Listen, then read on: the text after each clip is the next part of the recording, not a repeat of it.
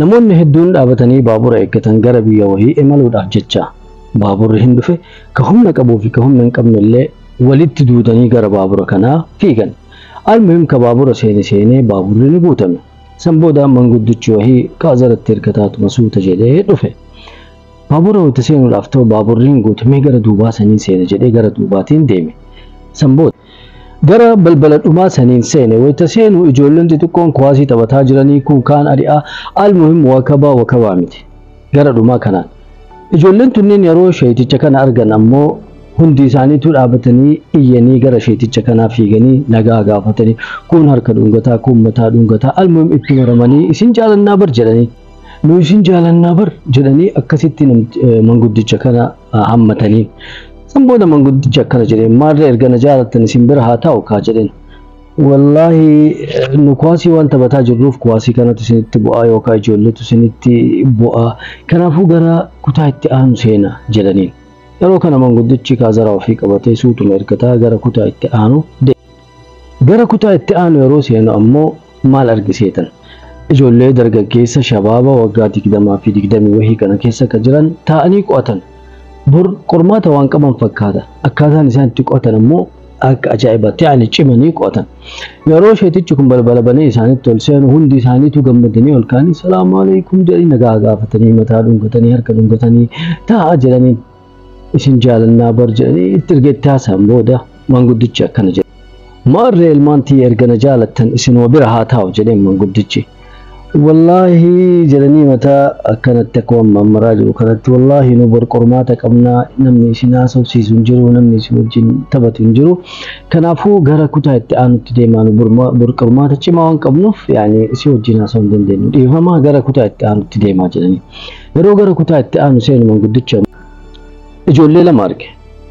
Intala tokkoo fi mucaa wahii arge. Jarri lamaan tunniin wal fuudhanii yaani sargii isaanii wal fuudhanii baabura kana yaabbatanii gara bakka biraa deemanii bashannanuudhaaf jechuudha. Wanni isaan haasawaa jaalalaa yaani wal barataa jiran jechuudha. Almuhim manguddichi kun balbala banatee yeroo itti seenutti hedduu gammadanii ol ka'anii akka ajaa'ibaatitti gammachuu isaanii agarsiisa. Gammachuu isaanii agarsiisanii hagam akka manguddicha kana jaalatan itti himan. Mataa dhungatanii harka dhungatanii jarri lamaan jechuudha.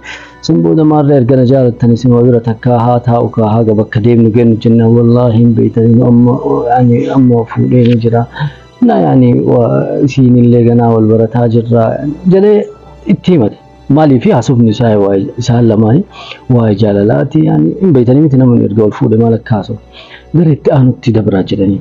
Almuhim manguddichi ammallee ka'ee kaazaraa kanatti ergataa gara kutaa itti aanu dabre. Yeroo gara kutaa itti aanu kanatti dabru maatii wahii arge. Maatiin kunniin yaan jaarsa jaartii ijoolleetu jira ijoolleen taphataa jiran. Balbala kana banatee ol seene yeroo ol seenu hundi isaaniitu ol kaanii itti fiiganii nagaa gaafatanii harka dhungatanii mataa dhungatanii taa'aa nu isin jaalannaa isin kabajnaa jiranii yaani hagam akka jaalatan jaalala ofii ibsan. Yeroo kana manguddichi maarree erga na jaalattan isinuma bira haa taa'u jedheen. Taa'aa jedhanii yoo nu biran taa'in eessa teettan taa'aa jedhanii teessaniini kabajaniini waan isaan barbaadan hundaa godhaniif. Erga waan manguddichi barbaadu hundaa godhaniif booda bakka deeman san gahan imalli isaanii ni dhumate. Yeroo kana manguddichi gadi ba'e yeroo gadi bahu namoota hedduutu gaardiilee jajjaba kanneentu dhaabatee eega manguddicha kana.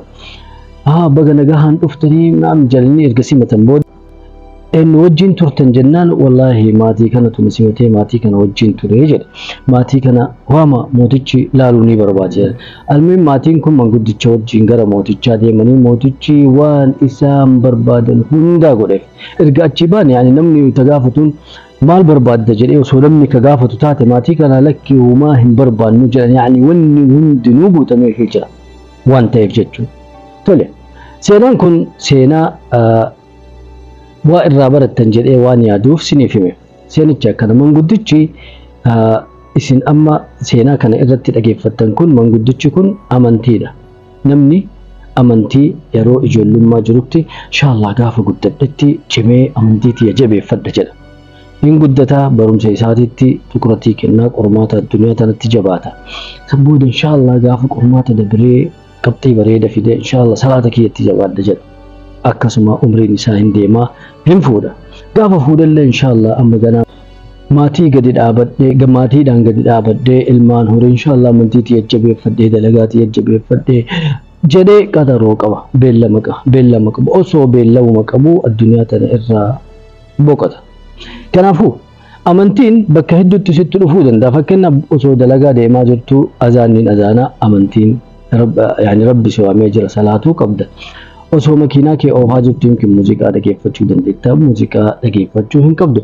Almuhim amantiin haala garaagaraatiin jiruu teenya keessatti nutti dhufaa laakiin nu hin simannuun beellama qabna. Beellama qabuun kun ammoo dhuma kenna osoo hin beekne. Yaani namni yoom akka du'u ka hin beekne silaa beellama qabuu hin qabu. Jiruu tana keessatti haga jiru yeroo jiru kanatti shabaaba ta'e dulloocha ta'e manguddoo yeroo qabu kanatti silaa salaata ofii jabeeffachuu qaba.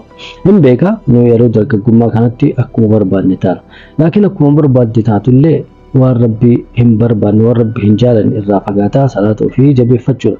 Rabbiin namatti isin hajamsiisin haga lubbuudhaan jirtan. Rabbiin isiniif gahaadha. Amantii keessan jabeeffadhaa. Rabbii keessan jaaladhaa. Salata keessan salaadhaa.